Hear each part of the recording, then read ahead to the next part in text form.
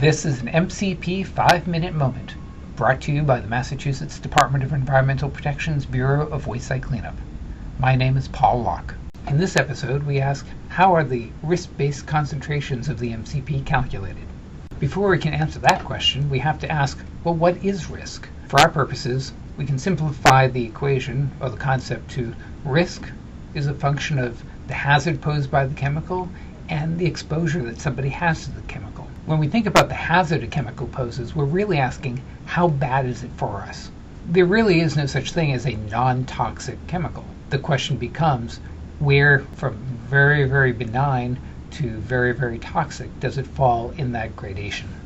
When we think about exposure, we're really asking, how much do we come into contact with this material? How much do we ingest? How much do we inhale? How much comes into contact with our skin? We've all heard the phrase, it's the dose that makes the poison.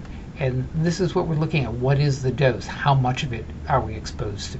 Digging a little bit deeper, when we look at hazard, we generally look at toxicity information such as a reference concentration or reference dose for non-cancer effects, or the cancer slope factor or the cancer unit risk if we're concerned about carcinogenic effects.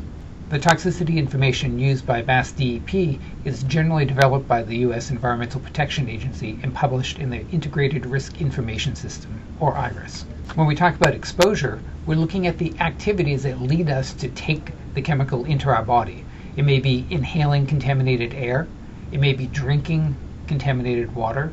The exposure also depends upon things like how much of it is absorbed.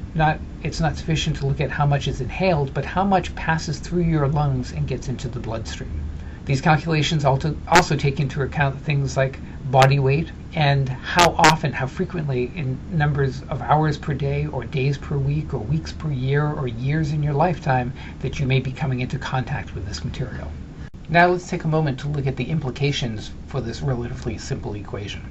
If you have a chemical that is very toxic, it poses a high hazard, and you're exposed to it, you have high exposure, then you're going to have a high risk. Conversely, you have a low risk if you have a chemical that poses low toxicity and there's low exposure to that chemical. Any combination of high hazard and low exposure or low hazard and high exposure would produce risks that would be in between the low and the high. It's important to note that if you have no exposure, if the contamination is capped, it's buried underground, there's no way a person can come into contact with that material, or the potential for contact is tightly controlled. It doesn't matter if the chemical poses a low hazard or it's more toxic. There is no risk.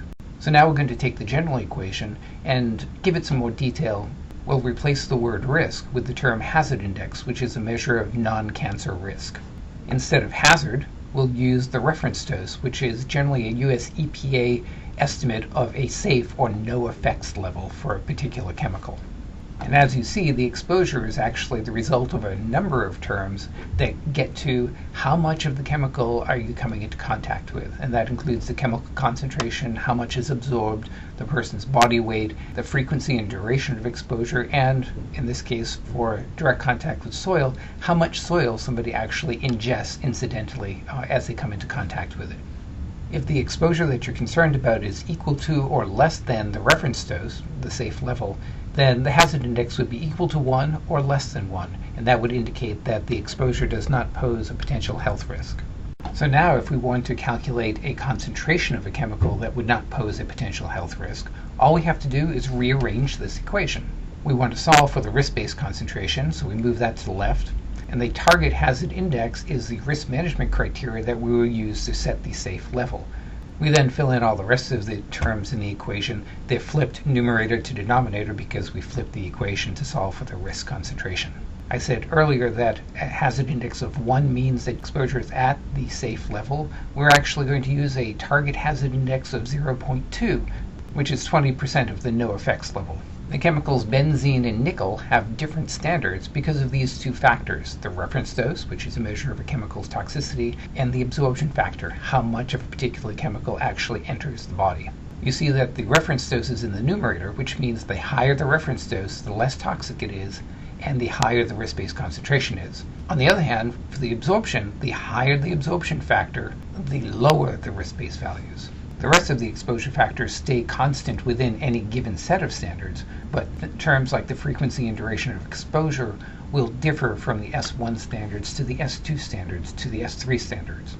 If you're interested in the details of this calculation, the spreadsheets that do it and calculate the Method 1 standards are available online at this address.